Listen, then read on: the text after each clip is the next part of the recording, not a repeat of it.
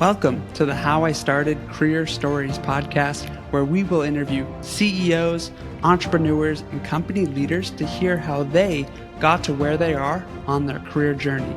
We'll talk about the early days, the setbacks, the risks they took, and ultimately how they're using their learnings now and into the future. I'm Andrew Kappel, your host. Let's get started with this week's episode. Hello, everyone. Welcome to another episode of the How I Started Career Stories podcast.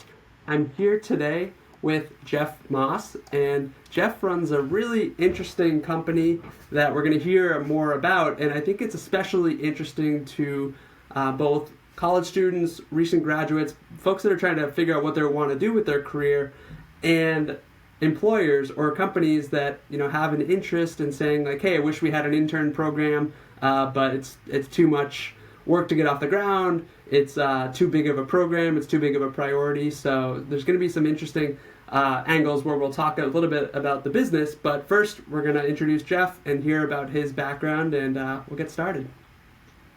Thanks so much, Andrew. Excited to be here.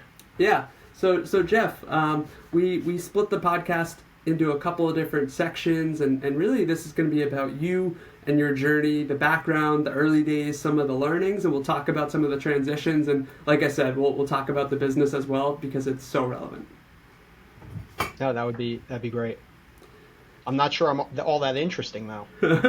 Hey, everyone has a story. You have some interesting cover art behind you, so there's plenty of things that we can fill up a few minutes. They're all the Bruce Springsteen posters my wife didn't want in the house anymore. Okay. So yeah, what was your background? Did you kick off your career with a micro internship or what? No, I wish. So I started my career in investment banking. I graduated with a finance and accounting major. Started my career in investment banking and went into private equity after a few years. So I was an investor in growth stage companies. And what that means for folks is it's not venture capital where it's super early stage with someone with just an idea, and it's not the big crazy buyouts that we all have heard about where companies are being taken private and it's about reorganization, how much debt, and more financial engineering. Growth equity was really about finding organizations that had some meat on the bones. They had a real product, they had real customers, they were doing a lot of things right, but where they recognized that with additional capital they can grow faster. And it was an area I really, really liked and aligned well to my skill set. And one area in particular that I was focused was sort of education and the crossroads of education and technology. How can technology be used to deliver educational services more effectively and equitably? Okay. To allow individuals to sort of drive their academic or learning outcomes irrespective of their background, and to help them get the most out of whatever academic experience they were going through, irrespective of who they were, where they lived, and where they happened to be enrolled in school. Yeah, the talent opportunity is not evenly distributed, but the talent is, or something like that, right? That is definitely true. That is definitely true. And as an investor in that space, one of the things that really jumped out at me was how broken college to career was. And I'm going to use college broadly defined. I don't care if you go to a 2-year school, a 4-year school, an Ivy League, a community college, a boot camp, a training program. I may say college, but please know I mean it sort of big tent. And what I realized was college to career was broken. It was broken for employers, and it was broken for learners. I was thinking about my own experience as a college student. As I said, I was a finance and accounting major. I did a summer internship at Cooper's in Lybrand, which was one of the big six. You can tell how old I am because Cooper's existed. It's now part of BWC, and I think it's the big four now, right? Yeah. I did a summer internship there. It was a hard to get internship. It was sort of the internship every accounting student wanted. I realized the first week of my summer internship, I didn't want to be a public accountant. I just wrapped up my junior year, again, all excited about my accounting major, and to realize when you're sort of about to return to school as a senior that maybe you didn't have the right major, that's painful. And by the way, I'm there for 10 weeks. I kind of figured out the first week that I didn't want to be an auditor. Again, nothing wrong with it, but it just wasn't the right fit. Yeah. And I thought about that experience. And I thought about all of the summer interns I would hire at the firm I was a partner at. That we bring them in and they'd come from certain schools or backgrounds, even though we know where you go to school or your GPA, your major, doesn't really predict if you're smart or hardworking or going to be a good fit. But we were guilty of the same biases. We were, again, recruiting people from certain schools and backgrounds and GPAs, and we did all the right stuff in the interview. We did behavioral interviews, we did the right questions and everything else. And the first week on the job, we kind of knew which interns were going to be good and which ones weren't. Again, the student who came in as a summer intern and thought growth equity was going to be like Shark Tank, where they were going to get to sort of make decisions about investing $1 million. Like, that's not what it is. Or they thought it was going to be all numbers. People who just wanted to be in Excel and realize that, okay, it's not the right fit. And it's not their fault and it's not our fault. We saw this problem. We saw this challenge. So we tried to find a solution, and that's why we started Parker Dewey ultimately. Okay.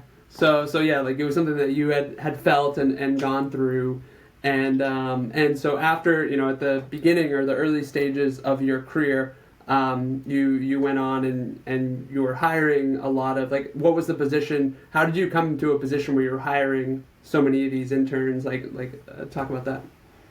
Yeah, it wasn't so many. I just, again, at the private equity firms that I worked, we would bring in anywhere from 5 to 10 summer interns every summer. And again, as a partner, you just sort of involved in that process. And in some cases, I was the one involved in interviews and everything else. In other cases, I was just engaging with them, sort of just having them work on projects with us, whether it was do market research analysis or valuation or industry overview or help identify potential organizations that or industries that we want. So it's just a breadth of different projects. And they were working with me and other members of the team. So I wasn't an HR professional responsible for sort of filling the talent pipeline or responsible for our internship program, but I was sort of actively involved with them, as was everyone else on our team. Yeah. So you're the business, like on the business end of it. You weren't like sitting in an HR position trying to solve that direct problem. You're just noticing these issues or these gaps and what wasn't working, and then you had your own experience. And so let's talk about Parker Dewey. How did you decide to start it, and what was that journey like? Yeah, so one thing I want to make very clear is I am, as I've said before, I'm an accidental entrepreneur, an accidental founder. I had zero interest, zero desire to ever start a company. Having worked with hundreds of founders over the years, I sort of saw what it's like. It's really, really difficult. I saw what they've gone through. I've seen them go through challenges making payroll or dealing with sort of the fact the day never ends, and it's a hard job. Again, fortunately, as an investor, I was involved with these companies. I was on the board, but at the end of the day, they were one of 5, one of 10 companies we worked with, and it was really the founders and their teams responsible for executing day to day. So I had no burning desire to start a company, to be very transparent. What I saw was this problem, this college to career problem, this problem that existed for the students, as I mentioned before. How can I get my foot in the door if I don't go to the right college or have the right GPA? Maybe I did go to a great college. Maybe I have a major that sounds like a job title. I'm a marketing major. How do I decide if I want to work at Publicis, a big marketing agency, or at Procter & Gamble, a brand, or a small company? Yeah. How do I know within marketing if I want to be involved in PR? Or do I want to be involved in marketing analytics? I didn't even realize there was math in marketing and marketing. Again, college students have all of these different sort of opportunities in front of them, but they challenged. How do I get my foot in the door, and how do I determine what's the right fit? And for companies, it's the same challenge. As I said, we were investors in education. We knew academic pedigree doesn't make a good hire, but we were guilty of the same biases. Yeah. It was just real life that we would get thousands of resumes for every open position. The HR team would quickly filter. And oftentimes they filtered based upon things like GPA or major where someone went to school. And then we'd bring someone in and again, might not be the right fit, and you don't really know until afterwards. And where the aha moment for me came was actually at one of our team meetings. where one of our associates was talking about how busy they were. Just too much on the plate. There were industries we want to look at, but all of the associates already had too much. And we actually discussed using Upwork, or Fiverr, freelancers. Yep. Yeah, because we needed some leverage. Yeah. And I was thinking to myself, I'm like, there are literally thousands of applicants for every summer internship we have who are in college. Right. It's disconnected. Instead of going to Upwork or Fiverr, could we just give them to the college kids and use it as a way to get the work done? And we know they're motivated and excited. Could we use it as a way to get the work done, but also as an audition, also as a way to see someone in action, also as a way to let them learn about us?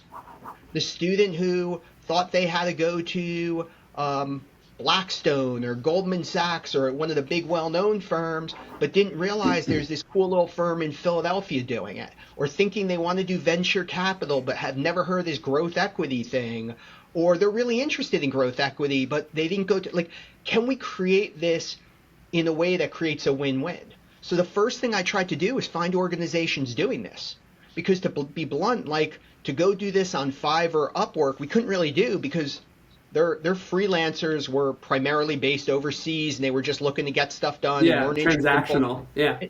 And there's nothing wrong with that. That just wasn't what we wanted to do. Yeah. And then we looked at, well, can we do it ourselves internally? And it was really hard. We had to deal with HR processes and 1099s and payment. So sort of, again, that light bulb went off that said, this is kind of obvious. Yeah. This is like, there's got to be someone doing it, and no one was. So what we essentially did was we sort of started it.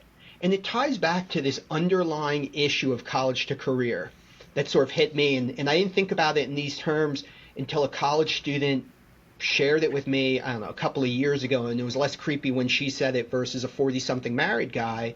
But she said the problem with college to career right now is everyone's forced to get engaged or get married. Right. I want to go on a date. Right. Test out. Huh? Like, tell me more. She goes, well, summer internship, like maybe I have one or two of them, or the co-op, like that's like getting engaged. It's high stakes. Yeah, it's only 10 weeks, but that's still a big commitment.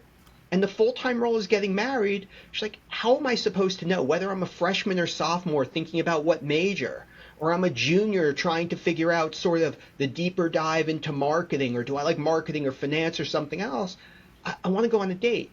So I pushed back. I said, well, what about the career fair or the info session, the job shadow? And her response is, that's not dating. That's swiping right or left on whatever. She goes, I actually want a real experience. Right. And that's what Parker Dewey has provided her. Right. It's this real opportunity, this low-stakes environment for college students to build their resume, to build their network, to demonstrate skills, to figure out what they want to do, in the same way being this low-risk way for employers to reach the student who might not have heard of their organization. Right. Reach the student. Maybe I'm based in Chicago, but my company's not so big that I can recruit on site in Connecticut and visit UConn. Yeah. Well, here's a way to recruit a smart UConn student who's from Chicago who wants to return home but never heard of my organization. Right. Here's a way to see someone in action, to see the skills beyond what's captured in the resume. Yeah. So, I mentioned this before we started recording. I'm getting over the flu, so I'm a little loopy right now, but I wrote down like an analogy. You can, shoot holes in it. So, there's the, like, hanging out at the park, or like you get admission to like a festival, and, it's at Lollapalooza, right, in Chicago, as a Millennium Park. You go to, you're at the big park. There's all these people, there's vendors, and like, that's where everyone's hanging out. That's the career fair. And then, I don't know what the Chicago train station's called, but the train station, like, you kind of get railroaded to these tracks, and like, they're not you can't, like, once you're on the train, you're kind of on that path, whether it's finance or HR or growth equity or administration and all that stuff. And it's like, you get on that track and you're like, do you really want to get on this train? Whereas what you're providing is like the ability to go for a hike, where you're getting out of the confines of the park, but like you're going somewhere, and like, you can go in a lot of different directions, but you have more flexibility. You're not going that far, you're not walking across the country, but you're going on like a shorter hike, so that it's more flexible than a railroad where you're Yeah, it's exactly it. And I mean, again, it's about creating win-win outcomes. Yeah. Sort of opportunities for the student, the learner, the win. To go on that hike, to make it easy to go on the hike, to make it easy to, keeping your Chicago analogy, make it easy to check out Wrigley Field, but also to check out the museum. And also to check, do you know, I like the museum. I like the museum of the Art Institute. Maybe I'm going to go check out another museum because I do find I like it. Yeah. And then once I'm in the museum, I can start to figure out again, do I like the modern art or do I like sort of the Renaissance? Yeah, I'm not the field museum, right? So, but yes, again, all we're trying to do is drive that exploration and help the students figure out, again, what is that right pathway. In the same way, part of the trick of what we've done, though, is we've done it in a way that we can get the employers excited as well because it drives value for them. Because, again, employers, there's a lot of employer programs that are funded by social impact, where it's how do we provide more exposure, which is wonderful. Yeah. Which is wonderful. But part of what we're trying to do and part of the complement to it is we're also providing this real value to the employers that's immediate. Because here's a way for me to engage that student who might not have been thinking about my company, or that student that we wouldn't be able to reach because of geographic limitations or because they don't go to a focus school, or the student who wasn't going to apply to our role because they had preconceived notions. We've made it easy to reach that student. But what's also really, really important is it's a more effective way to assess. It's a better way to get insights into Andrew's skills than flipping through resumes or even having an interview. Yeah. And I'm not just talking the technical skills. Again, when we would hire, as I was alluding to before, when we'd hire for private equity role, yeah, you need to know how to use Excel. You need to know how to do a DCF. You need to know how to do some basic modeling. But where the difference was between the great associates or the great interns and those who didn't get offers were those other skills.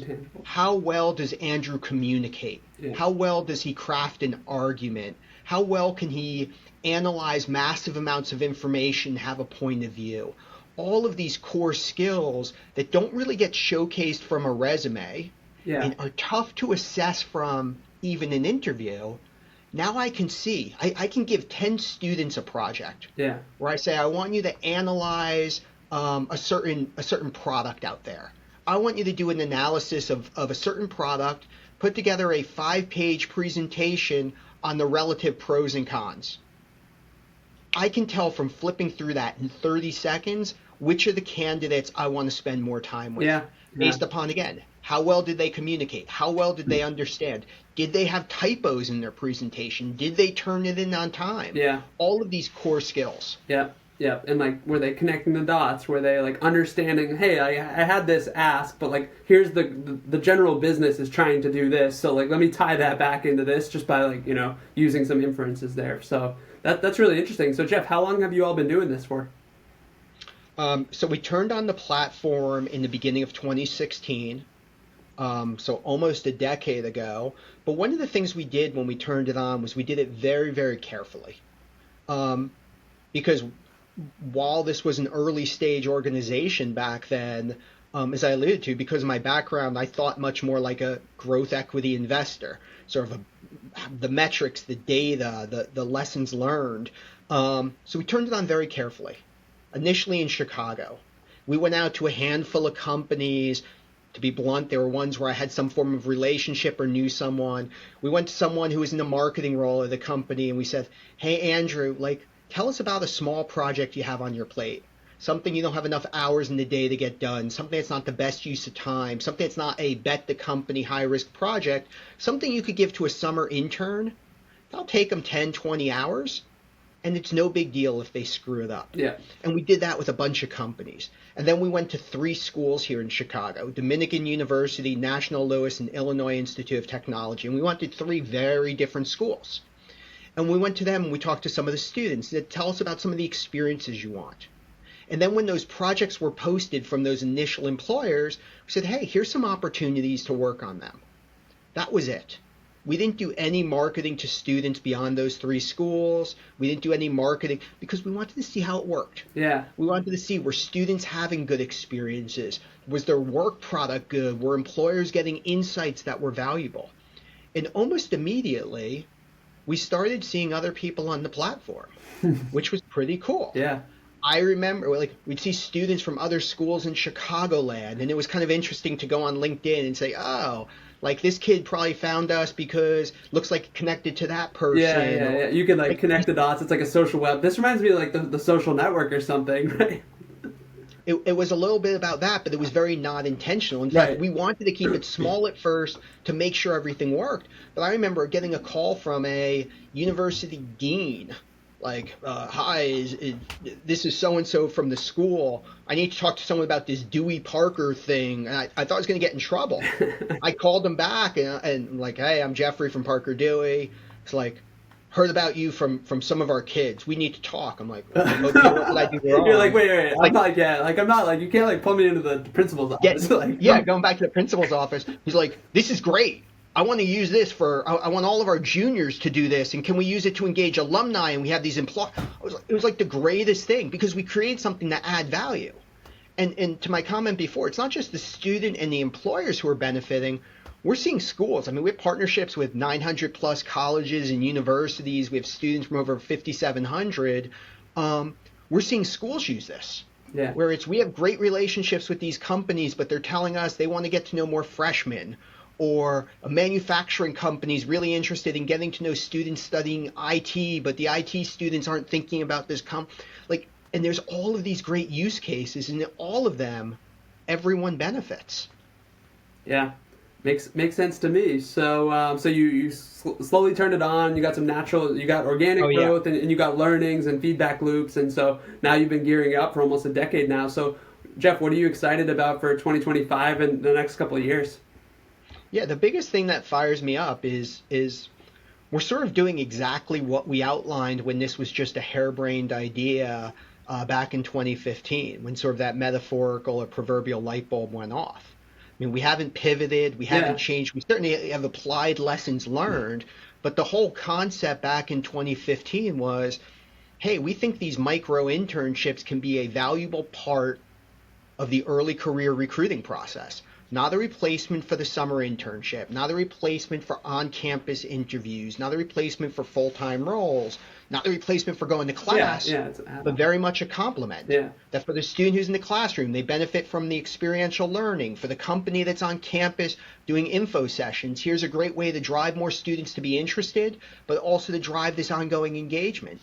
So all we've been doing is continuing to execute. When you ask about 2025, the thing that gets me most fired up is micro internships are now actually a thing.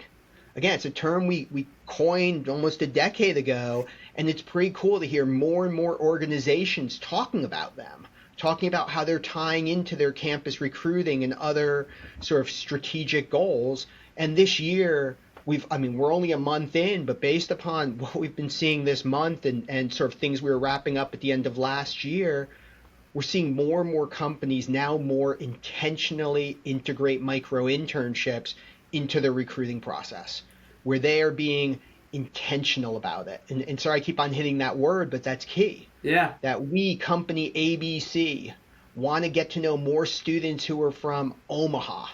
Here's how we're going to do it. Or we, company ABC, are having difficulty recruiting students studying cybersecurity. Oh, man. Here's how we're going to do it. Or we want to create more equitable pathways. There was a company I talked to this morning, actually, long-term client of ours in the medical device space. They talked about for their business development roles, they've historically had a ton of success with student athletes. Mm-hmm. Partially because sort of some of these student athletes actually have their devices in their bodies. Right. I mean, literally people who have had knees or hips replaced or other surgery. Yeah. But also because student athletes have a lot of the core skills required for successful salespeople. Right.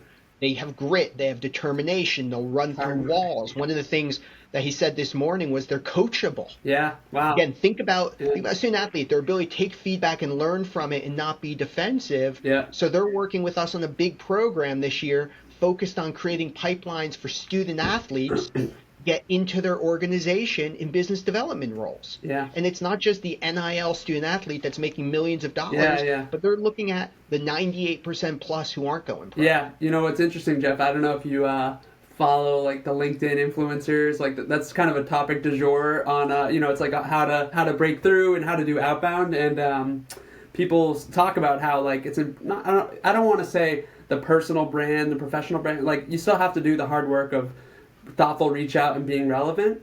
But what's interesting is they're talking about how like a content creator and doing memes or doing infographics, and it's actually interesting because the students who may be also involved at the in those NIL programs where they have a little bit of taste for like that like influence in doing stuff, that actually might be an entirely different or a different angle for them to look at as well.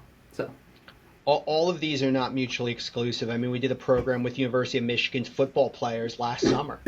Again, the at that point and they're football players. And again, to be blunt, this was not the NIL sort of folks who were getting the massive checks. Yeah. These were the football players.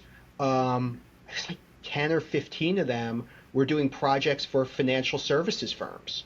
These are students who are legitimately interested in roles in financial services and financial services firms that were excited, partially because, again, a lot of them were Michigan alums. So the opportunity to work with like Michigan football player was really, really cool. Yeah. But part of it was, again, back to my earlier comment, we've had success hiring student athletes because they are coachable, because they have grit and determination. That's pretty awesome. I mean, the other skill that comes up all the time with student athletes is time management. When you're a student athlete, it's not like you're sort of the average student who could spend your time sitting on your couch watching The Simpsons like I did. As a student athlete, like you're balancing sort of a full class schedule, a full-time job, essentially a full-time job. Yeah, that's a great point. Those are great learnings, anecdotes, and insights for matching up those for creating more opportunities. So Jeff, that's, and then speaking of which, the way that we got connected, I'm. My business, Leader Love Consulting, we're a customer of HubSpot, also a solution partner of HubSpot, and my business was invited to participate in the micro internship, and I applied. I did not get selected. I guess they looked at my ad profile and they didn't think that enough LinkedIn advertising dollars would go through, but I think it was over 1,000 companies had applied for that program. So you have LinkedIn and HubSpot. It's not just these no-name brands that are involved. So yeah, I mean. First of all, sorry you didn't get through. It was massive demand in HubSpot. I mean, we use HubSpot internally as an aside. We're huge fans of HubSpot, both as a product, but also what they did with this program, because it was authentic, it was real, it was showing support for their customers, it was helping the students, it was creating these pathways, it was creating these win-win outcomes, and the projects that were being done were really, really good. And that program continues. And there's a variety of them. I mean, there's one going on right now that IBM is funding. Again, it's not a no-name company by any stretch, where students at selected schools are getting skills build certifications in AI. Yeah. So for anyone who's a professional listening to this podcast that's quote unquote trying to figure out AI, IBM is funding a program where you can have a smart college student research ways AI is being used in the blah, blah, blah industry, put together a market map of the way AI is being used with blah, blah, blah, help us review prompts for these different, like, again, all of play these around with it. Yeah. Oh my God. And IBM's covering the cost. Wow. So you can get the work done. IBM's picking up the bill. Yeah. You're giving a great opportunity to a college. Like, what's the downside? And that's just, again, one other example of a program. I mean, the companies using it, what I get excited about is it's a nice mix. Yeah. They're companies you and I heard of. Again, IBM, HubSpot, Microsoft, Sales, like, they're big companies. Yeah. But there's also a lot of companies you and I haven't I've never heard of, and there's cool opportunities. Yeah, I mean, there's a water technology company we've done a ton with. It's called Xylem. Wow. It's a Fortune 500 company. Very few college kids have heard of it unless they're studying certain areas of environmental engineering. But Xylem is hiring in finance, in marketing, in sales, in IT. This is a great way for students to learn about a company. So I'm passionate about the environment. It's sort of one of my social interests, but I'm studying marketing. What can I do that sort of matches those things? Yeah. Well, a company like Xylem is a perfect example. And so for college students, for folks that want to get involved or search for these micro internships, do they go to your website? Where can they find them? Yeah. So anyone can go to parkerdewey.com, all one word, and you pretty quickly can sort of select on the site. Are you a college student or recent graduate, again broadly defined, who wants to work on projects? Yeah. Or are you an organization? Are you an employer looking to use these projects as a recruiting tool? Or Andrew, are you just a busy professional that has too much work on your plate, that has these, as one of our clients called them, the we shoulds and the I shouldn'ts. We shoulds and I shouldn't. We should and I shouldn't. The we should go sort of do research on XYZ space to see what our competitors are doing. We should update this PowerPoint presentation. Yeah. We should create some social media posts. We should do that, but there's not enough hours in the day. Or the I shouldn't. I'm an experienced professional. I've been in the market for 3 years, 5 years, 20 years. I shouldn't be the one crunching this conference list. That's good. I shouldn't be it's not the highest and best. Yeah. And while it may not be the highest and best use of time for you or I, for the college students, it's exciting. Yeah. Or maybe I don't have the right skill set. I don't know how to use AI, but through the IBM program, I'm going to have 5 smart students do research on how AI can be used for blah, blah, blah. Yeah. Yeah, and so then the professionals, the employers will give a good experience. They'll get meaningful work done of stuff that they should be getting done, but they should not be doing. That'll be taken off their plate. So they'll get a work product. They'll mentor the student, and I would bet that there's a little bit of reverse mentoring too. They're probably learning as well from the students. Yeah, I want to be sensitive around the mentoring. Okay. Oh, right. Because of the micro program. Sure. Yeah, because we see a broad range. We see some busy professionals that say, yeah, this is great. I want to use this, and I want to engage with the student a lot during the project. And I want to do check-in calls. God bless, awesome. Yeah. We definitely see that happen. But it's not a requirement. It's not expectation. Well, yeah, because a lot of people, like I'm a busy professional. I don't have enough hours in the day, back to the we should and I shouldn't. Yeah. I just need this done. Right. So maybe I'll do a 10-minute kickoff call with Andrew, the student I select, just to make sure we're on the same page about the deliverable.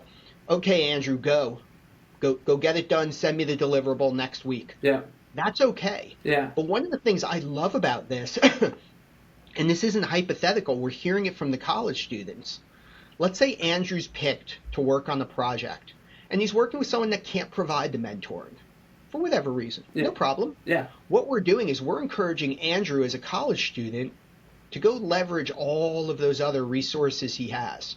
So Andrew, you go to UConn, you should go check out your alumni directory to see what alumni might be in the market research space. What a great excuse to reach out to them. Yeah. Where it's not, hey, can you hire me for a job? It's 2 for 1. Hey, I'm doing this project. Yeah. Yeah, I'm doing this project. Can I get your insights? Can I pick your brain?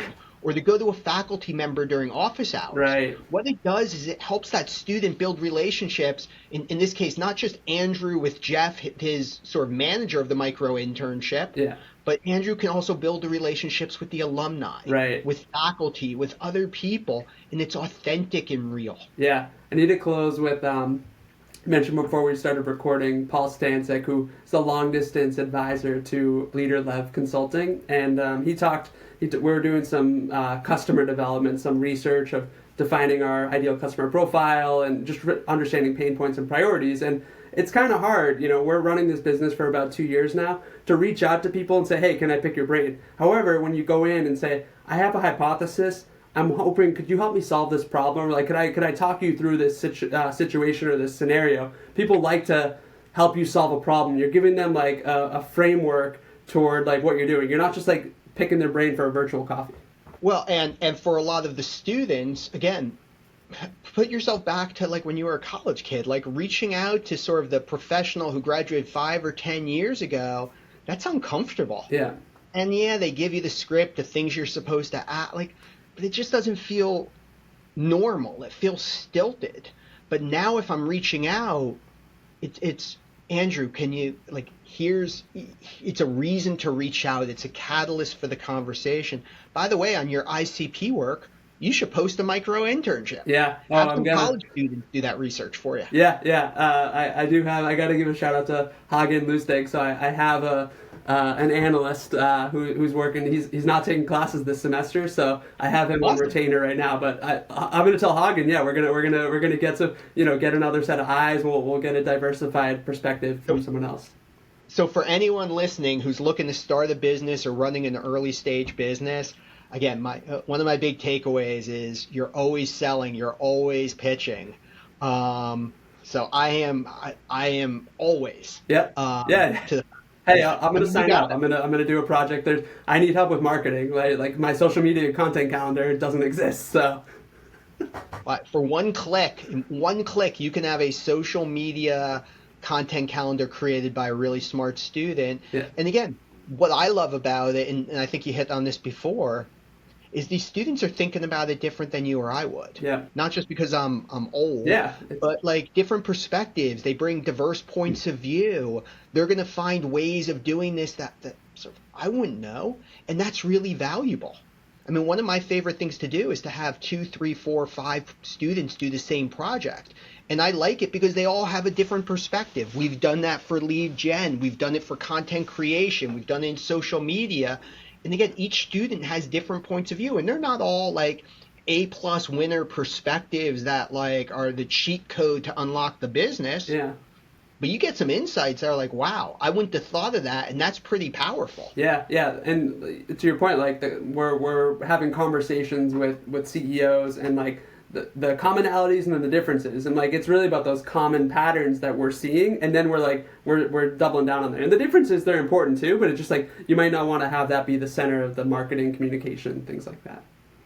Exactly. So wow, this has been fascinating. I've just picked up insights, and you're gonna Parker Dewey is gonna become the official marketing promotion partnership of How I Started Career Stories podcast. So I'm gonna get on the platform and we'll get involved with it. No, that'd be great. And again, let us know if you have questions. As I was alluding to, I can't remember if I said on this podcast or an earlier call. Sorry, I'm old and forgetful.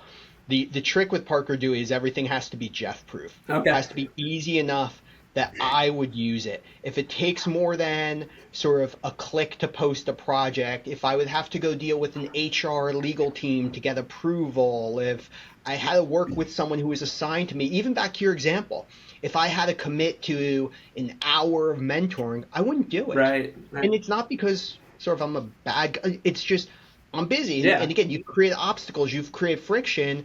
Literally, the term we use internally is Jeff-proof. We ask ourselves that whenever we're looking at new features or functionality. Is it easy enough that Jeff can figure it out without being trained? And is it easy enough that Jeff's not going to get frustrated along the way because he needs someone else's approval or there's some problem or some new risk created? Yeah. Simplicity scales and complexity fails. And I hadn't heard that before. I like that. That's it's you just gotta, it's just a good, like, I think it's a good, like, you talk about not being you're not an on purpose entrepreneur, but you fell into it, but you're using these principles that are really important, the research and the feedback loops and all that. Well, I've been fortunate. I've had the opportunity over my career to again, literally work with hundreds of really, really successful entrepreneurs who have started and built great companies. And I know every day is a roller coaster, and not all the businesses turn out to be rock star successes, and that's okay. The trick is just to learn and understand sort of in the pattern recognition of why things work and why things fail, and try to take those lessons and apply them. Awesome. Well, we'll wrap it up there, Jeff. This has been a Jeff-approved episode. Tons of insights in here. We covered a lot. Sometimes I know where we're going to go in the episodes, and we picked up on some stuff that I wasn't expecting. So I really appreciate it, and I'm sure the audience will too. Thank you for listening to today's episode. If you like the podcast, please subscribe and also share it out on LinkedIn or with friends, colleagues, or classmates who might like the show as well. You can also get the newsletter at leaderlev.com/podcast. You can find that also in the show notes.